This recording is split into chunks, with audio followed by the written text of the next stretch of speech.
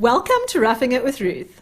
I'm on a mission to find cheap backpacking gear so that backpacking can be more accessible for everyone. So we're at the junction of Rockeries Pass and Nguza Pass, and it's about 20 to 11, so we're ahead of our deadline. So we're going to start heading up Nguza Pass after we've taken a small break.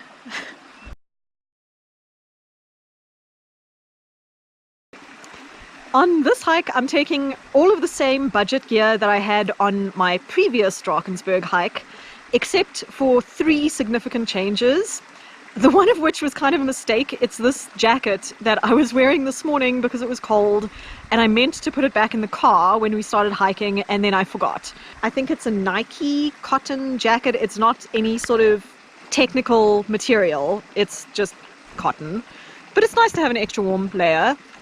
The other thing that's different is my sleeping mat, because my Lilo popped.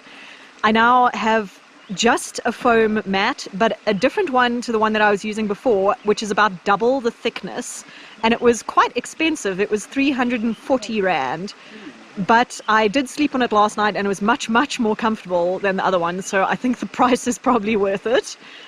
And the last change is the way that I'm carrying my water. I have a plastic water bottle in the side pocket of my backpack, and then a plastic sort of army style water bottle attached to my hip belt that I can get to very easily to drink. Wow!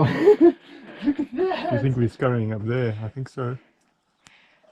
It's possible. I mean, We're still on I'm at a track. loss for, like, I don't really know. Still on Very track. different to anything we've done before. Take a photo of this. Yeah. Oh, goes like starts revealing itself. Yes, that's cool. So we got to the entrance of the side gully at 2:30. 2:30 exactly. Okay, I think we're good. We've got 3.5 hours. Yeah, I'm confident. We're not taking strain at all. 2 of us are not taking strain at all. I know, Ruth is pumping this thing. Here comes the rain. As we get to the top, I forgot that there's one other thing that is different with my budget backpacking gear. I brought a tiny umbrella along. It's not like a hiking specific nice one. It's some very cheap travel one that I bought in Japan ages ago. It's quite nice right now. It's nice. I'm glad I brought it. Okay, you guys, welcome to the top. Oh no. Budget gear for the win! Finton and Ralph have used their engineering skills to engineer this thing, which is just epic. It's just epic. Ta-da! Okay, this is like completely dark. It's like 100% dark, but you can hopefully hear my voice. We're all 3 of us inside Finton's Hilleberg Namach tent because it was freezing. There's a light. We had a lot of rain last night. It rained like the whole night. This is already looking a lot drier than when I put it down.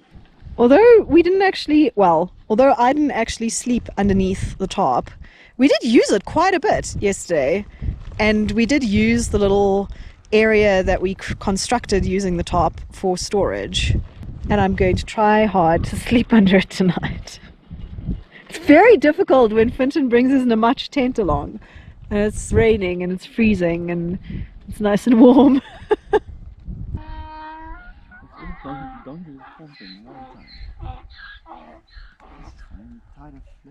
The dawn chorus in Lesotho. I am once again inside Finton's Namach tent, and I'm not going to set up the top tonight. It's really difficult when the weather is not great and you have such a bomb-proof tent available like the Namach, and it's warm and it's got a lot of like space to sit up and do things, and then you have to set up your top. And that's why I haven't done it. I can say that the top is completely waterproof. We have used it. We've all sat under it when there was a sudden thunderstorm. The other thing is that where we are at the moment, on top of the escarpment, the places that are great for tents are not great for tarps. So where we've got the tent pitched right now is a very flat open space, which is great for a tent. But for tarp, I would actually like a few sort of rocky outcroppings or small bushes or something to help me stake out the tarp and lift it up a little bit. And because of being on the escarpment and there have been some security issues up here, we don't want to camp far away from each other. I think it is possible to use a tarp in the Drakensberg, but I would not recommend it. For lower berg hiking, it might still be okay, particularly because you have more trees and things that you could tie it to. But for big berg hiking, where you come up onto the escarpment, I don't think a tarp as the standalone shelter option is such a good idea. If you're maybe using it in conjunction with staying in caves that you can find in the Drakensberg, it might be okay. But just as your solo shelter, I would be a little bit wary of using just a tarp because of how bad the weather can get up here. But that could just be because I'm very inexperienced with using a tarp, so it seems more dangerous than it really is to me. I still wouldn't recommend using a tarp for the higher berg scenario.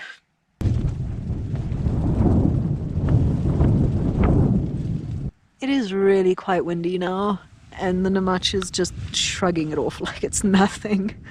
This is inverted. Oh wow, okay, that is absolutely beautiful.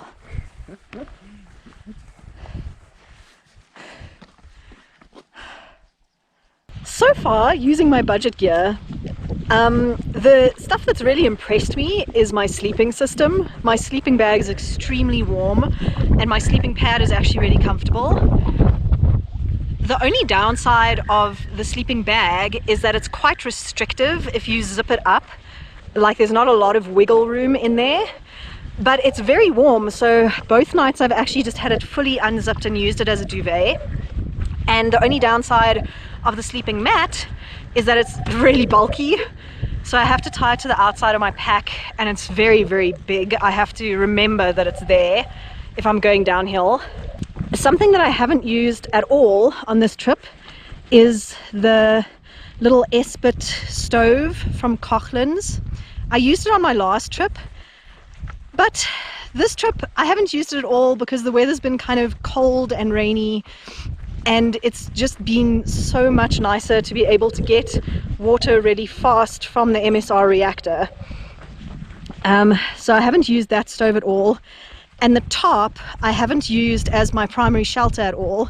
I've been sharing a tent with Finton and Ralph. We have used the tarp quite a bit though. We've used it to put on the ground as a sort of staging area for packing because the ground's often very wet or muddy. And we've used it to get out of the rain, and we've used it to keep our gear dry while we're pitching the tent. So it has actually come in handy quite a lot. The clothing situation has been completely fine. I've actually used the warm jacket and the beanie and the gloves a little bit, and I've been perfectly warm. I haven't even had to use the extra jacket that I brought along by mistake. Oh, the backpack. The backpack's been completely fine. I am stretching it to maximum capacity the whole time.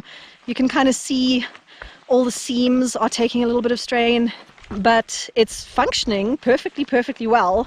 I think at some point some stitch might fail somewhere. And the zip top closure for the main compartment is a little bit irritating, but it hasn't been so bad that I haven't been able to get it closed. The water bottle situation has also been completely fine. I've got this water bottle on my hip and I can just take it out and drink whenever I want to, and that's a lot better. And then I've got one spare water bottle on the side of my pack. The umbrella I've used a little bit as well. That was actually quite nice, although I must say the tarp has been more useful than the umbrella. I've used the tarp more than the umbrella because it can just cover more. And the headlamp has functioned as per usual perfectly fine. All in all, I'm actually pretty impressed with the budget gear. I will say that the higher end gear makes your life easier. It is possible to come up here with a more budget tent or a cooking system, but when you experience the speed of a really high-end cooking system like the MSR, and you experience the warmth and the bomb-proofness of a really high-end tent like the Hilleberg Namach, it gives you a different perspective, and your life can be a lot easier using the high-end gear. I still don't think that I would come up here and camp just using a tarp. I think that's a little bit extreme. But the rest of the budget gear I'm actually very impressed with. I will use it again. Oh, Ruth is planting the farm. I was filming. Don't fall down, Ruth, please. Why are you falling?